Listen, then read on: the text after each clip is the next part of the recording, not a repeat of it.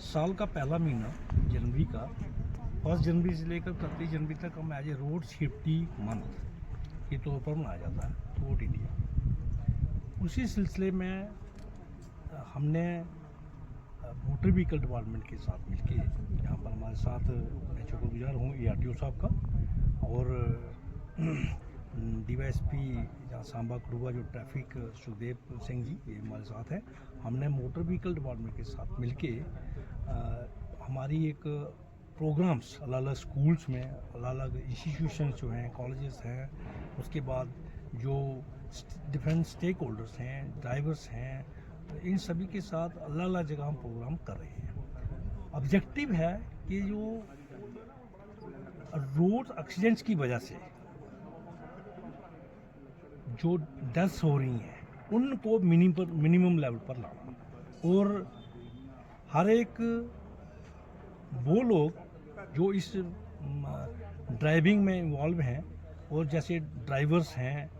Motor vehicle department है, बच्चे हैं, बाकी आम लोग हैं जो गाड़ी को चलाते हैं, उनको रोड सेफ्टी के मतलब हम अलग अलग जो चीज़ें हैं वो बताने की कोशिश कर रहे हैं। जैसा कि जो एक्सीडेंट्स जो हो रहे हैं, एक्सीडेंट्स में हेलमेट का लोग हेलमेट नहीं पहनते हैं, लोग स्पीड से गाड़ी चलाते हैं, ड्रंकन ड्राइविंग एक बहुत बड़ा कारण है। उसके बाद गाड़ियों के जो कागजात होते हैं, किसी अनफिट गाड़ी को चलाने की कोशिश की जाती है। ये सारे जो कारण हैं इनको मिनिमाइज करने के लिए ताकि कम से कम एक्सीडेंट हो और कम से कम हमारी जो है वो डेथ्स हो। हमने ऑब्जर्व किया है कि इसी साल 2024 में पिछले साल 2024 में हमने सिर्फ JNK में ही 900 से ज़्यादा जो है 900 से ज़्यादा डेथ्स हुई हैं और ऑल ओवर इंडिया तकरीबन पिछले सालों की एवरेज दीजिए तकरीबन 1.5 लाख से ज़्यादा लोग हम जो है वो उनकी लाइफ को लॉस करते हैं सिर्फ एक्सीडेंट की वजह से। तो इस चीज़ को मिनिमाइज करने के लिए ताकि हम लोग जो रोड सेफ्टी में इसमें अलग अलग डिपार्टमेंट्स, हमारे motor vehicle department main stakeholder है, बाकी हम पुलिस डिपार्टमेंट,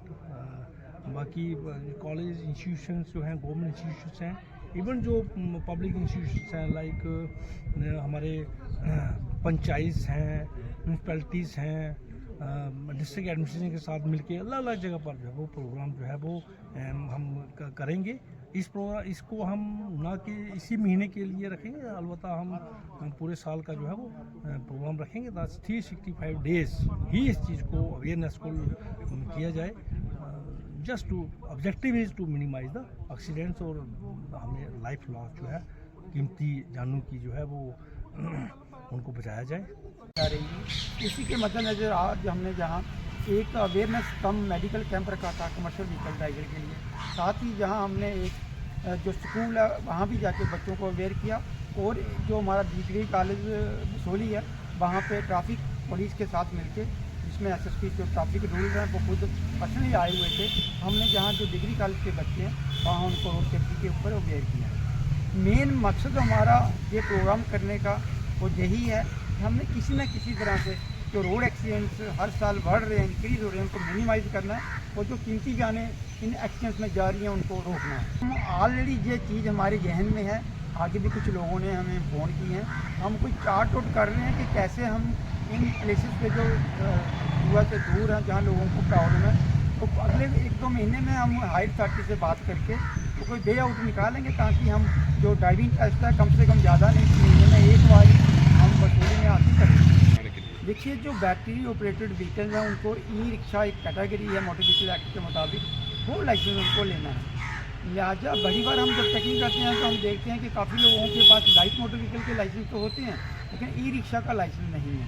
इसलिए मैं आपके माध्यम से वो सब मालिक और ड्राइवर जो ई-रिक्शा जिन्होंने खरीदे हैं या ई-रिक्शा जो ड्राइवर चलाते हैं उनको मैं आपके माध्यम से ये इन्फॉर्म कर रहा हूँ कि वो ई-रिक्शा का लर्नर जो है बन जाता है, वो पहले ई-रिक्शा का लर्नर बनाए और 1 महीने के बाद ट्राई डेट लेके ई-रिक्शा के